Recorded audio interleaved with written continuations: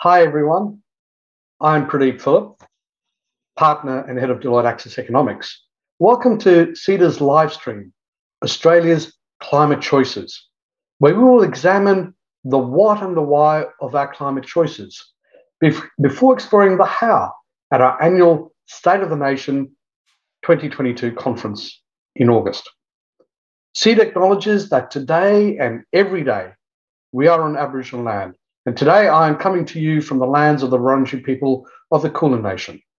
Committed to recognition and reconciliation, we respect elders and we support their stated aspirations. I would like to thank our live stream sponsor for today, the Commonwealth Bank. Your ongoing support allows CEDA to continue to convene important conversations, such as these on key policy issues. Today, as at all CEDA events, you can interact through our Q&A portal, which is available via the link on your screen. Or you can enter the details by going to ceda.pigeonhole.at and using the passcode Climate Choices, post your own questions and vote on the questions by others. You can put forward your questions at any time, and we will endeavour to answer as many as possible during the allotted time.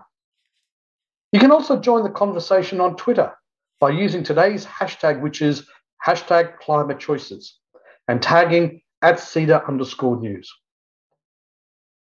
You know, friends, time makes a difference. 2 years ago, we were in the middle of an acrimonious debate on climate. 2 years on, the world has changed. Our runway on climate has shortened. Energy supply and prices are newsworthy, held hostage by the conflict in the Ukraine. Survey upon survey of business and citizens reveals that climate is front of mind. Choices are being made, especially by business. And this idea of climate choices is the topic of our conversations today. And the choices are now framed by a desire to act, but juxtaposed against a background of an energy crisis and its effect on growth globally and a world of rising interest rates. Choices in this environment are acute. You see, while we have become reasonably good with managing crises, climate change is not a crisis, it's chronic, deeply structural, and we're not so good at this. So to discuss this, we have a fantastic panel. Sally Reid, Executive General Manager, Global Client Solutions at the Commonwealth Bank. Julie Shuttleworth, Chief Executive Officer of Fortescue Future Industries. Anna Skarbek, Chief Executive Officer, the Climateworks Centre. And Dr. Kate Wilson, Executive Director, Climate Change and Sustainability, New South Wales Office of Energy and Climate Change. Welcome to you all. And today we want to frame this discussion through the lens of risk and transition and opportunity and distribution. So let me start. Now, we see an enormous amount of change geopolitically. And the crisis in the Ukraine has shone a light on this question of a climate transition. We are seeing at one level a move to bolster fossil fuel supply to keep the lights on, so to speak. And on the other side, we're seeing an acceleration on the push to decarbonise. So Anna, you've just been in Europe. How do you see these two scenarios playing out? Thanks, Pradeep. And yes, in Europe, I was in London last week. Those two tensions are being held in parallel, actually. So it's clear that in the very short term, think the next 2 winters, Europe's focus is urgently on ensuring they can heat their homes. And so there's a scramble for energy supply from any source. But what was interesting was the long-term trend away from fossil fuels and in that particular case, gas for heating, for example, is strengthening, not weakening. And so the crisis is having an effect on that the the signal for energy security being strengthened through having renewable energy supply, not dependent on gas pipelines, is the most obvious, very loud signal. And so that counterbalances any sense that the short-term scramble for supply might lead to a long-term reinvestment, for example. I think the long-term signal is even louder towards the energy security benefits of renewables. Similarly, the investor community has made such firm commitments to a net zero alignment through the Paris Agreement process. That is proceeding apace and now becoming embedded in regulatory frameworks, accounting standards. And so in the week that I was in the UK, the UK government announced its net zero transitions plan task force, chaired by the Minister for Financial Services and the CEO of Aviva Insurance. And its purpose is to prepare for the regulatory requirement, which begins next year in the UK from 2023. Net zero transition plans will be compulsory for companies and financial firms. So this task force, co-convened by Oxford Smith School, with the Minister and the CEO of an insurer, are working out the rules and regulations for that in a very matter of course, regular announcement from government. So the investor community is gearing up for what information does it need. They're hiring consultants. They're making sure the data is there, and how to define net zero alignment with the Paris Agreement pegged to the 1.5 degree temperature limit goal.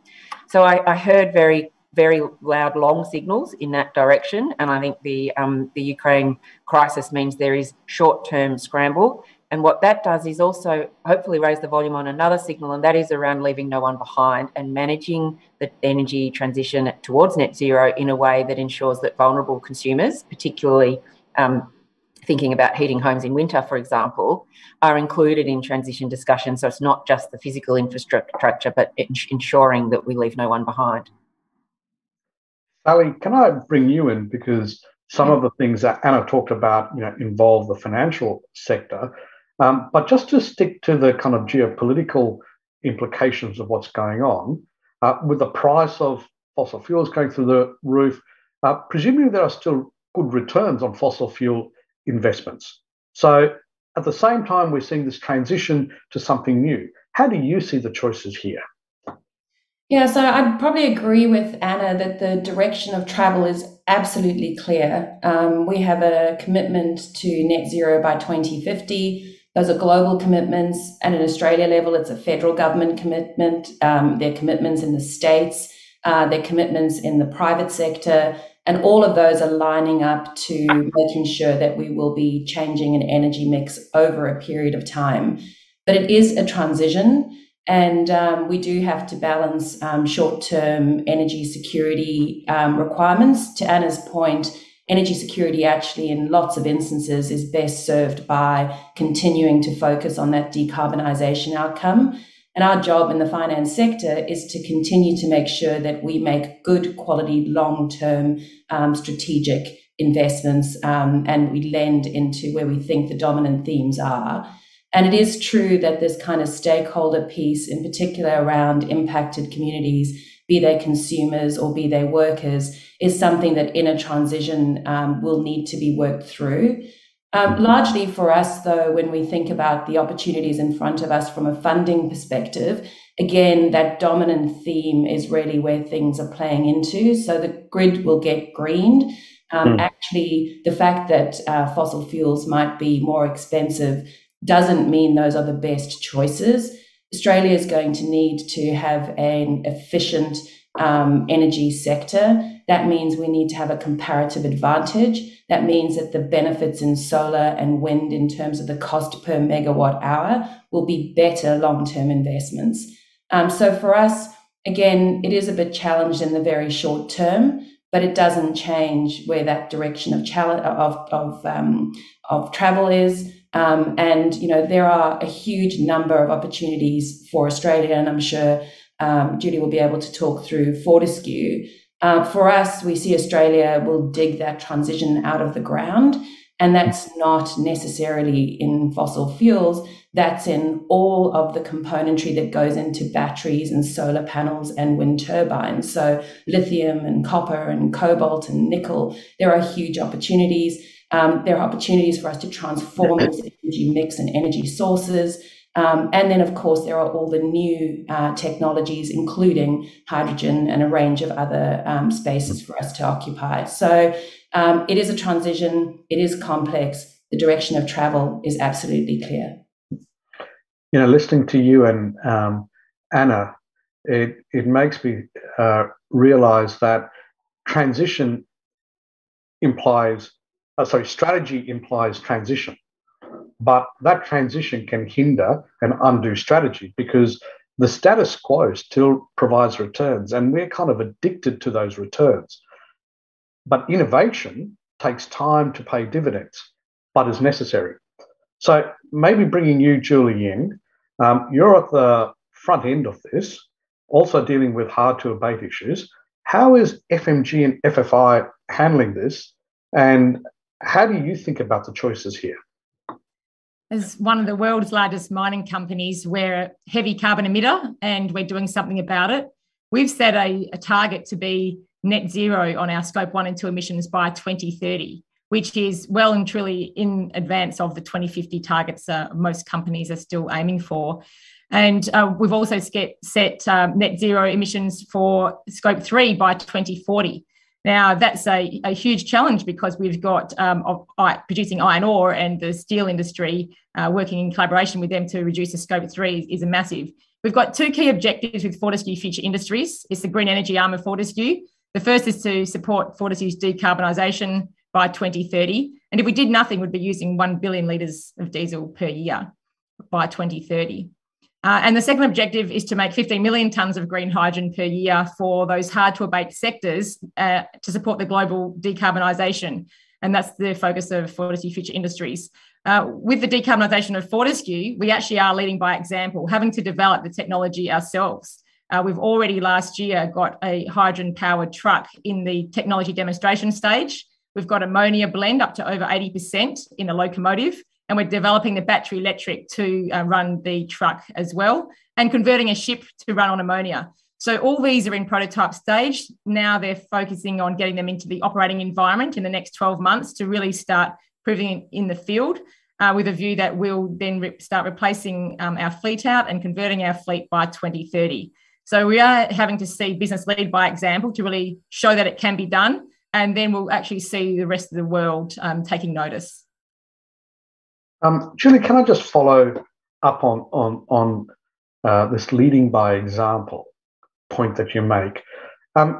Is that a necessity because there aren't other people innovating for you, or is it a brand proposition? The fact that you demonstrate to the market and your customers that you're in the process yourself of decarbonising? The planet's cooking, so you actually need to take action. Shareholders are actually demanding it, and the number of shareholders has more than doubled for Fortescue since FFI has been established. It shows the huge support there. This makes good business sense as well. It creates jobs. The price of fossil fuels is rising, so if we keep consuming diesel, we just at the risk of unknown prices in the future. When you've got solar and wind, the price of that energy coming down, feeding into our mine sites, into our own network of energy, and transforming our diesel-powered fleet to run off renewables, green hydrogen, green ammonia, renewable electricity. I mean, that just makes huge business sense, and it's good for the planet at the same time. So let me pursue this line of choices and strategy versus transition, this time in the public sector. Kate, one of the things we know in public policy is that citizens like stability, but structural change is inevitable and is necessary. A bit of a quandary for public policy makers. How do you think about that trade-off? I think your framing of choice is a very good one. So in New South Wales, I suppose the role of government is to bring together government leadership, community, industry. It's the kind of things that Julie's been talking about, writ large on a state scale. And in fact, given that the New South Wales is led by a coalition government between Liberals and Nationals, that bringing together and agree, the choices has to start at the political level as well. So New South Wales has a very strong focus, again, consistent with what Julie just said, on the opportunities and the economic benefits. And I was just reflecting on how you're framing it in choices. It's about giving people choices, but that is within the framing of a world that is changing, again, as my colleagues on the panel have all outlined. So, for example, with the renewable energy, the infrastructure roadmap, that is sold very much on the benefits to the regions, on the fact that renewable energy sources are now the cheapest sources of energy, on energy security, energy affordability long term. And the fact that this is clean energy is also, the Treasurer and the Minister for Energy, Matt Keane, will talk about that as almost a secondary product. And it has been always been very successful in New South Wales because all parties have agreed, both within the government and clearly the opposition agreed on that, passed the legislation. So there's very good agreement about the benefits from the ground up. Perhaps a more trivial, but I think also a good illustration of the concept of choices is our electric vehicle strategy. So, transport vehicles is something that's a very personal thing to individual people. One of the many things hindering the uptake of electric vehicles at the moment is an absence of choice of models. So we are implementing a number of programs to try and increase the model availability, as well as make it easy for the consumer or the fleet manager to choose to buy electric vehicles and drive them and be confident about being able to charge them in New South Wales. And a third example I might reflect on that is a very newly announced program is our primary industries productivity and abatement program that will be working with one of the hardest to abate sectors, the land sector generally, but particularly primary industries. And again, we will be framing that. We've released the program. And again, it's very much framed around market opportunity, around setting metrics and standards to help develop new products that are low carbon, but also may have co-benefits of, biodiversity, be able to be marketed as clean, genuinely clean green products, building capacity, working with the leading elements of the elements of the farming community that really want to go down this path, and then building that momentum. So we are not imposing choices on any sector, but very much trying to work with community or business to make those changes. Hey, just thinking about that, we know there are always going to be winners and losers in transition. Are there ways to think about that from a public policy perspective that gives us hope of managing this transition equitably? Well, I think the most obvious example in New South Wales are the Hunter and Illawarra regions, which both have industries heavily dependent on fossil fuels. And you will see that there is quite significant long-term investment going into those regions from government. So, for example, we're establishing clean manufacturing precincts, and there's also been recent call for expressions of interest for hydrogen hubs, particularly in those regions. With the recent announcement of the early closure by Origin Energy of the Eraring coal-fired power station at Lake Macquarie, further investment of over $500 million was announced by the government, and that's all targeted at developing new industries, working with the community and coming up with ideas for actually establishing new clean green industries that are going to prosper in the financial world that Sally has outlined, and partnering with industries such as FFI and many other major industries and smaller scale industries to really bring up that investment to New South Wales. Anna, can I bring you into this both on this topic, but also thinking about it globally? We know that the physical impacts of climate change doesn't really care about geopolitical boundaries, doesn't care about income or class, but we know that the impacts, right, are distributed quite unfairly on people. And this idea that how do you take people on this journey when they like stability, don't like change, but change is inevitable? I think we can think about it as if there's a form of stability in this new era we're in now, where net zero is an accepted, normalised goal. And that is with us now, and we will spend the next decade all heading in that direction and solving for it together. And so we can be very clear and stable about the goal and very inclusive in the implementation of it. So we can learn from the recent COVID experience, very similar features to what you described, impacts that were not equitably distributed. And there were the mixed responses, of course, all around the world, but the features of that we can choose to draw from was that there was a collective sense that we're in this together, that we will support the vulnerable, that we'll be very alert with data, the value of public investment, years prior to produce the innovation for vaccines, but also for the new technology, but also public investment in the data, epidemiological data, health systems, and so on. We were also able to then understand who is impacted by stay-at-home orders and loss of income, and so there was JobKeeper and social incomes. So there are a lot of lessons that can actually be applied in thinking about social impacts from the transition away from fossil fuel energies, for example, to clean energies. There's also stability in honouring the legacy of what communities and nations have been good at in the past, in producing energy, in producing food, in producing products for other countries. Our research shows that we can still be good as Australia at producing energy and products. We've heard from Sally and Julie on those examples, and in producing food. But we're very clear on the goal that be produced in a sustainable way. Similarly, there are developing nations who are dramatically more vulnerable than even Australia, which is a very vulnerable country, to climate change. And so remembering global solidarity, maintaining development aid, maintaining technology sharing and sense of partnership there is an important principle of all the Paris Agreement and international agreements.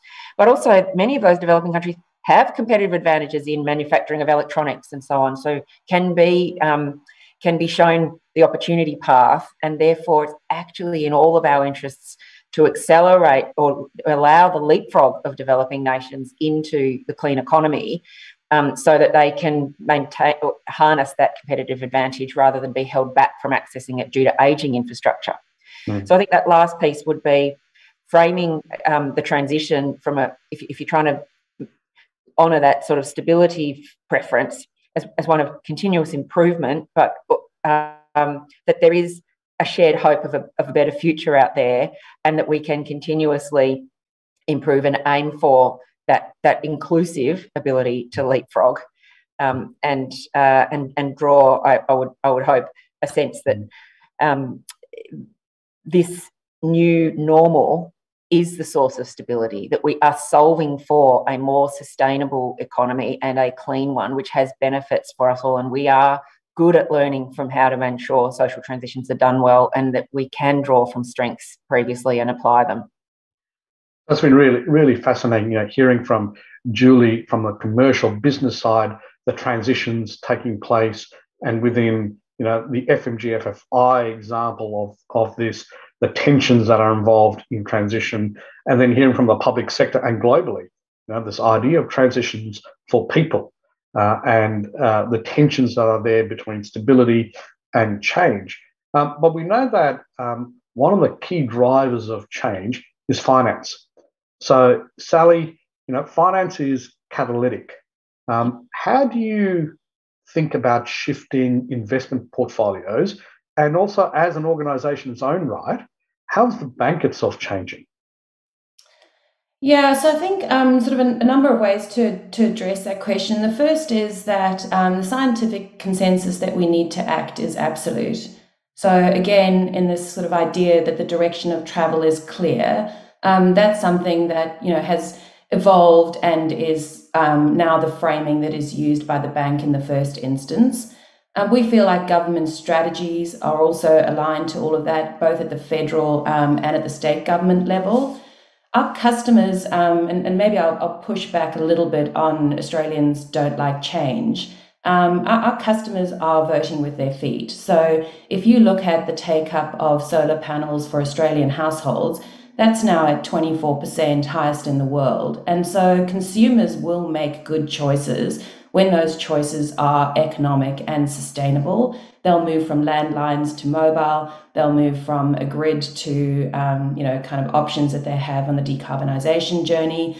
I was in London recently, cab drivers who moved to EVs, well, they're thrilled. I mean, the cost of one I got into, he said he used to spend $180 on fuel a week, and now, or 180 sterling, and now he just plugs into, an electric option, and a lot of that actually is a free utility from his perspective. Obviously, someone's paying for that, but it is cheaper than being able to do that. So I do think as technology evolves, some of this is also customer driven, not necessarily driven by changes only in what we would like to finance.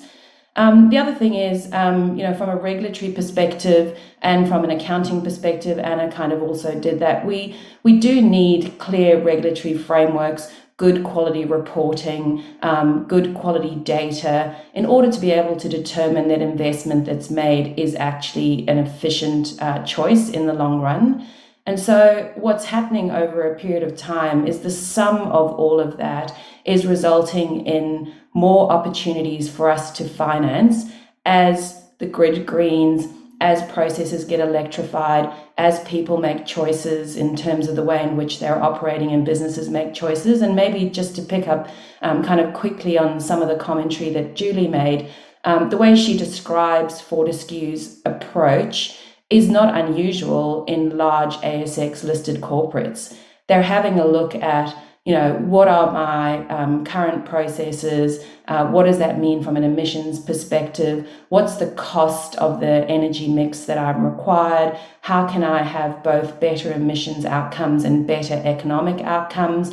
What does that transition plan look like in light of my commitments? And then for the bank, the question for us is, how do we fund that? How do we come alongside them? And actually, Anna spent a bit of time talking at some of the CBA leadership teams and at the board ultimately. And one of the things she said was, if you are a banker and you are not excited by the fact that we will be replacing the machinery of the economy, then arguably you shouldn't be a banker. And I think, Anna, I don't want to put words in your mouth, but you said something to the extent of, the economy of 2020 will be the same as that of 2050. It'll be recognizable, but the underlying energy mix and the machinery of the economy would have all been replaced. And so there is a huge opportunity for us to do that. And kind of before I pass on, and I sort of mentioned it briefly, all of that for Australia is rebasing our comparative advantage.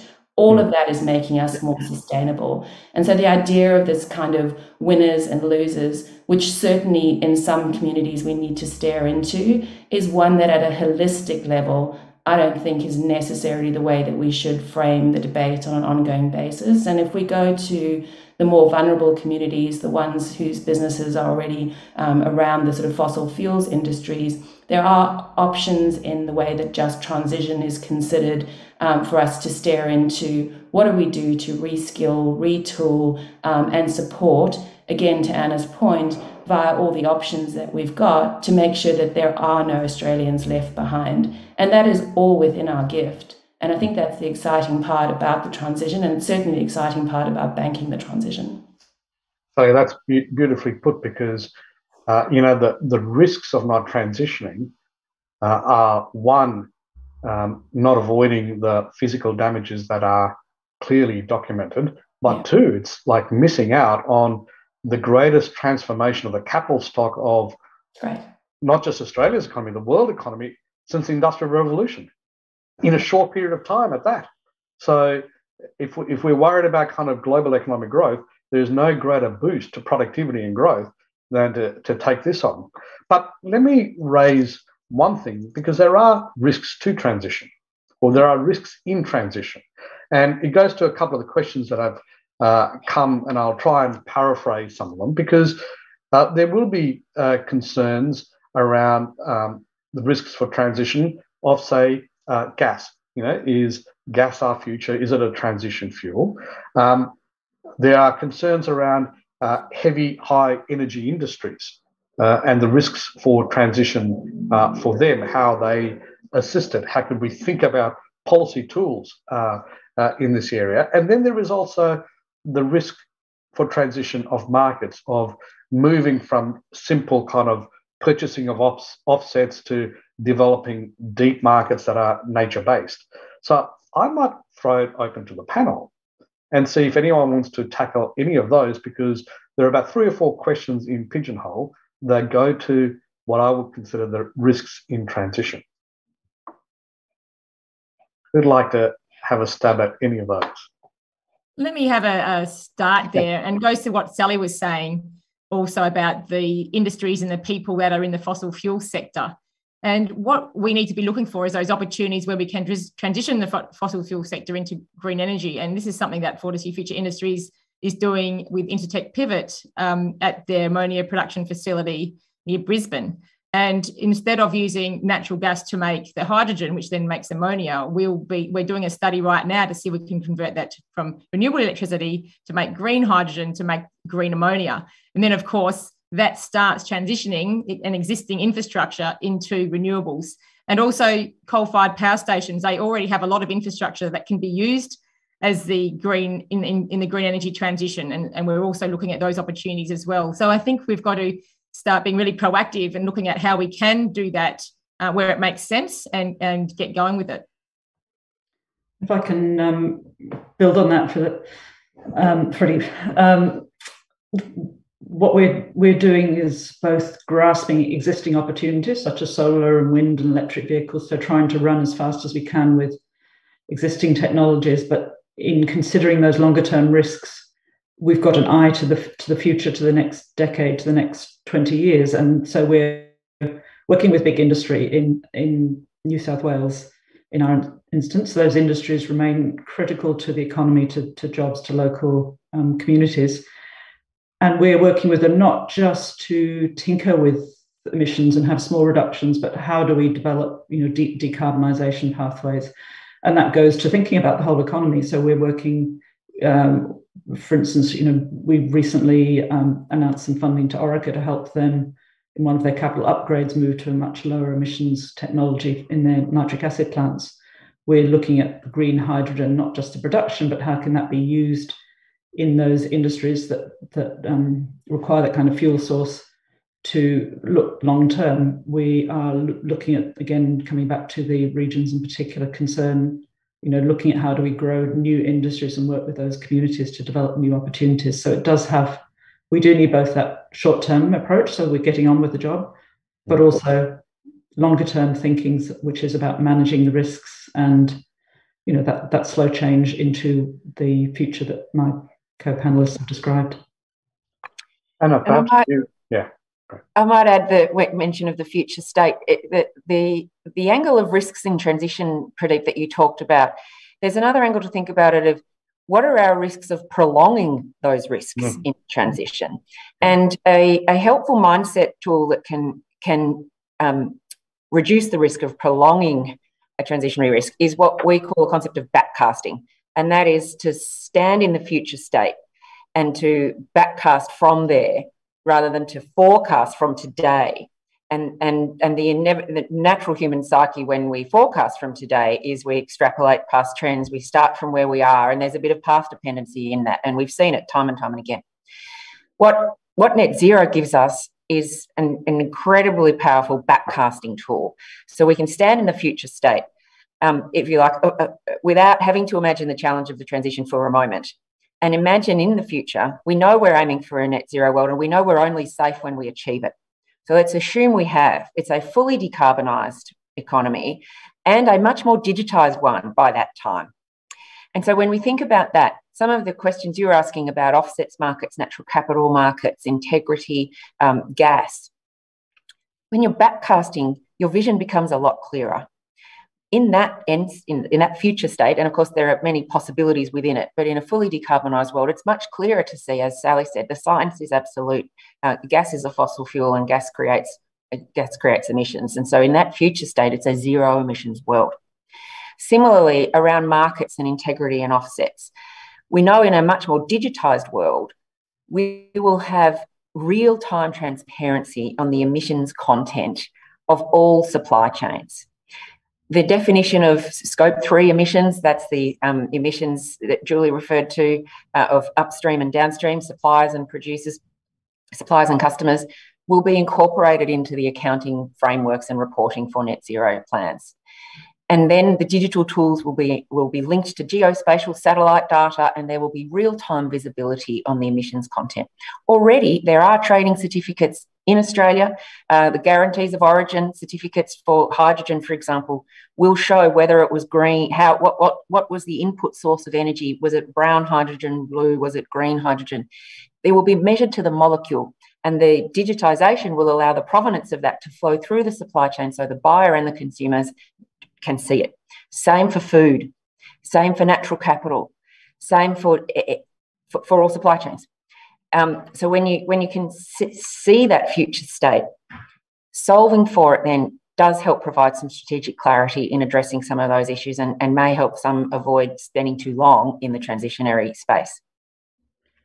I'd say the other aspect that, and building on Anna, when you're thinking about choices and risks, is asking the question, is there a first mover advantage to getting to, in the case of energy, a green grid?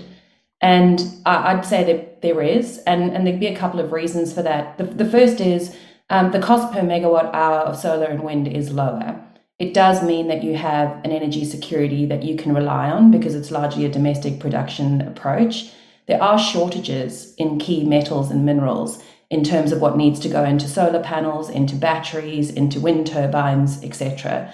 And so getting there first and getting there fast actually makes a huge amount of sense. And to the point on provenance, whether it's out of your manufactured sector or your agricultural sector and others, you also have to think that there will be over time import tariffs that have already been raised in things like the European Union for countries which are delivering products out of a base that is not as green. So, for a relatively small country from a number of people perspective that's really well endowed from a natural resources perspective, that has all of the skills and know-how to get to that incredible comparative advantage, it seems to me to be self-evident that the risk of doing it slowly is higher than the risk of doing it. The risk of doing it slowly is higher than the risk of doing it quickly.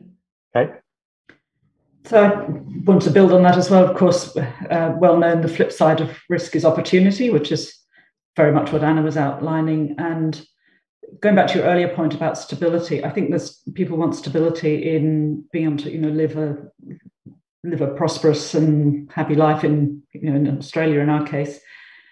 But that doesn't mean they're trying to hang on to stability in the way that that's done. And certainly our experience is that all of our initiatives, when we're going out to market, going out to industry for expressions of interest for hydrogen hubs, for clean technology research, commercialization grants, there's such a wealth of innovation and ideas out there. Most of our programs are oversubscribed 4 to 10 times.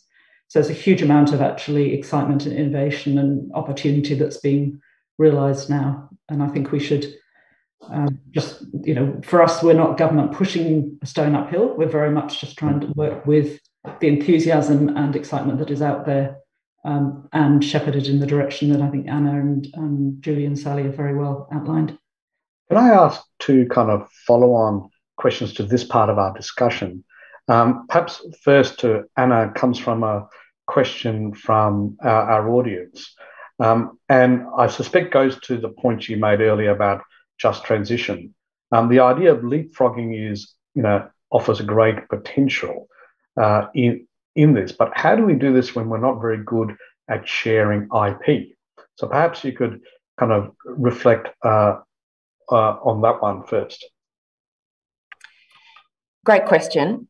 And there's a few layers. If you think about the biggest leapfrog is the energy transition. And when I think about our neighbours in Southeast Asia, countries like Indonesia and all of ASEAN, that their ability to access their own natural endowments of young workforces and electronics manufacturing capability and access to the rest of Asia for trading partners and so on will be held back if they are not supported to upgrade their ageing infrastructure, which is currently coal-fired dependent. And so the technologies for distributed energy, they're an island nation, renewables, the build-out, infrastructure, that's well known. Markets are already good at providing that, but we're not investing the time in building the capability, some of the market mechanisms. Some of those markets have not yet gone through privatisation. These are all lessons that other nations have deep experience in, and there are very good public and private sector companies that would want to assist. So I think there is a lot more that we can do immediately. To the point on IP, this can be managed successfully. I'm sure Kate's got good examples. What we want to be sharing on is the goal, solving for a decarbonised precinct. We can still protect individual innovation in that, and Climateworks does a lot of convening of the sectors, multi-sector, but also even within sector. And there is deep collaboration in solving for the pathway for a net zero emissions supply chain. And each of the companies can hold both headspaces, and that is, we're trained to be individually competitive and find our own competitive advantage. So how can we then collaborate in solving a shared challenge? Well, we actually can, because the shared challenge is common to us all. And when we align on that goal and embed the net zero expectation in the way procurement contracts are let, in the way RFQs are submitted, in the way auction rounds are provided from government, for example, or in the way consumer expectations are managed, you can then still within that unleash all the private innovation and the competitiveness for the best way to achieve that net zero outcome, for example, in the consumer, from the consumer endpoint. So I think it's important to ensure that we stay true to the goal, and not be confused that we need to leave even the goal of net zero to private choice. That has been collectively agreed and can now be embedded, imposed, and held as the goal that all that private innovation can chase for. So my second question, which I'm going to ask Julie and Sally to comment on, is not unrelated to your answer, and it goes to a question that's also come through Pigeonhole. If we take your backcasting way of thinking about this, and we're thinking about the risks in transition, Julie and Sally, is there a role for government in de-risking? And what are some of the things you think could play out there? Thank you. It's very important that we get these projects started quickly, because we do need to get cracking. And one of the most important things the government can help us with is clear and efficient approvals pathways, so that we can get all types of renewable energy projects, whether it be the wind and solar resource, whether it be the transmission lines, the hydrogen and green hydrogen and green ammonia production plants themselves, or the port infrastructure, whatever it may be to support the renewable economy. There's a huge opportunity here for Australia and all Australians. And so those clear and efficient approvals pathways is absolutely one of the key things we need to really compress the schedule. Of course, need to comply with all the environmental studies and all the native title matters, make sure everything's done properly, but let's really get some momentum behind this to get these projects going. As soon as we get the first project going, you learn from it, you apply new technology to the next one, you drive the cost down, you get this flywheel turning, and getting them going quickly now is actually critical, so that they get more and more economical in future. Yeah, I'd concur with that. Another way to think about the spaces that the government, will need to step into and is stepping into, to be fair, including in most of the states, looking through their subsidy approach, so making sure that that's actually aligned to the net zero 2050 decarbonisation journey, so the balance of it is right. Thinking through grant funding in some early stage technology and development, again, much of which is already, there's a framework both at the federal and the varying state levels to be able to take into account. Retraining and reskilling in communities that are particularly impacted, making sure that there are appropriate social safety nets in communities that are impacted, and then considering how you get to last owner and retirement aspects, and where the right last owner is of certain parts of the fossil fuel industry. Those are spaces I think that the government will continue to occupy. There are a number of, including with the ACTUs and the trade unions, really good frameworks in just transition to think through the real impact of, certain communities that face into the real risks in this space. For Australia, it is completely manageable within the tax take, and that future capacity that will be providing that comparative advantage that will drive other industries. And I do think that across state and federal, we are starting to see policymakers and others really grapple with how they step into facilitating and playing the role that we need to see. So, friends, we all understand now how the physical impacts of climate change play out on the natural environment, but we also know the impacts on people. And on the flip side of it, the risks for people, but also the fact that it's people who are going to solve this. And that leads us to the question about skills and a low carbon economy. While finance is one of the catalytic issues, skills is the other. And it raises really important questions about is the role of the public sector or the private sector or both, and kind of what the incentives are. It goes to questions of affected communities and how they transition. But I want to make this a little bit more kind of personal and ask about skills and that transition to low carbon economy. For example, Julie, for exec teams. Anna, perhaps you comment on this in terms of boards, and perhaps Kate and Sally, you might think about it in terms of how we mobilise our staff around this question about skills in a low carbon economy. So, Julie, perhaps you kick off. I'll kick off to say that the over 17,000 people that work for Fortescue are completely excited that we've got our these targets to decarbonise by 2030, that we're actually converting our mobile fleet off diesel. There's a lot of excitement amongst everybody, and really proud to work for a company that's leading the way there. When it comes to the exec teams, a lot of us haven't had a lot of renewable energy experience. We haven't had green hydrogen experience. This is actually an emerging economy that we're all starting to establish.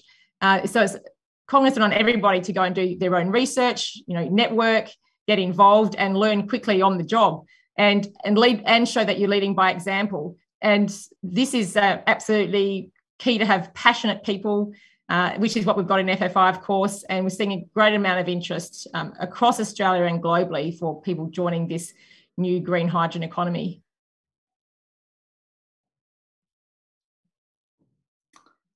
And for boards, I think you wanted to ask Pradeep. Three things. Be very clear about the net zero goal of the company. You've heard from Julie that it works. At the board level, it's important in a couple of aspects. There is still quite a prevalence of management teams self-censoring. That whilst there are solutions for getting to net zero, they might feel like they're more expensive, or it's going to be harder, or it might be different, or it's a bit uncertain. And there is a natural self-censoring often between management and boards.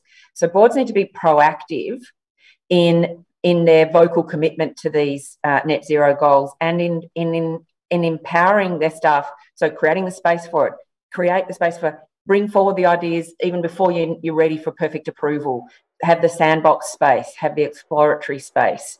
I've been in boardrooms where there was not the space to have the strategic discussion that it is higher risk at first, but maybe there's advantage in going first, and we value what price that strategic premium. And management teams can't make that decision alone, but they're not invited often to have that dialogue together. So be proactive in creating the space and inviting, call forward the solutions. So flip the expectation to, if not, why not, about net zero. So every contract, every refinancing, every procurement, flip it. And the board can say, bring us, if it is not net zero, why not? Then resource the solving for why not. Well, maybe the data isn't there. Maybe the regulatory standards aren't clear. So to resource that actually takes some OPEX. Humans with time to sit in secretariat groups, in peak bodies, to work with government agencies and provide that impetus to solve for the why not part, if not why not came out that it wasn't ready yet. Luckily, that OPEX is not a huge spend. when you think about the return that Sally talked about the enormous capex and the productivity uplift that comes from that, there is actually a need to do some proactive investment in the solving, and you can unleash that through the if not, why not approach from the board. So perhaps Sally and then Kate on this question about skills and talent, which we often talk about in kind of broad macroeconomic terms, but what about for your organisation of the bank and Kate for the public sector? Yeah, so from our perspective, over the last 2 years, we've done an awful lot of training, both on the risks and the opportunities. So it started with sort of understanding where the science is and kind of making sure that people really understood why that is a requirement and, what it was that we were actually solving for. And then working through what that actually means from a banker perspective. So, when you're looking at what options there are from a financing perspective, how you think about working alongside your clients through transition, and making sure that what we had were sort of practical skills that could actually be dealt into at the client interface.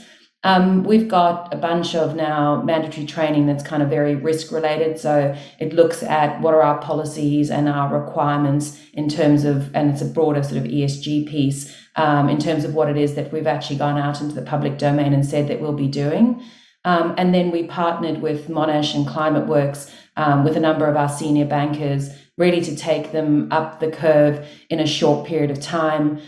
We've got targeted reading lists, targeted film lists. We ran last year a Green Week, which was all access in the institutional bank, whether you're an EA or an MD, in any way that you want to participate. So if you're a reader, here's the list. If you prefer to have a conversation like we're having now, here's the conversation spaces. If you'd rather watch some films, etc. So for us, I think we've had to think about it quite creatively. We've had to find ways to let people with their existing skill set enter the conversation and build on their existing capability. You can't go out and hire the number of, kind of decarbonisation aware bankers that you require. It is not just about natural resources and energy. It's across every facet of every sector that we face into. So, our grocers and retailers, when we're dealing into the property sector, if we're doing, so I need all my bankers coming along. We did, to Anna's point though, put in, and we've been investing in a team that I'd call kind of a centre of expertise, that it provides support to bankers on a case-by-case, transaction-by-transaction basis. My expectation though is that will become a critical requirement for bankers in their own right, much like we expect them to understand credit and credit risk skills.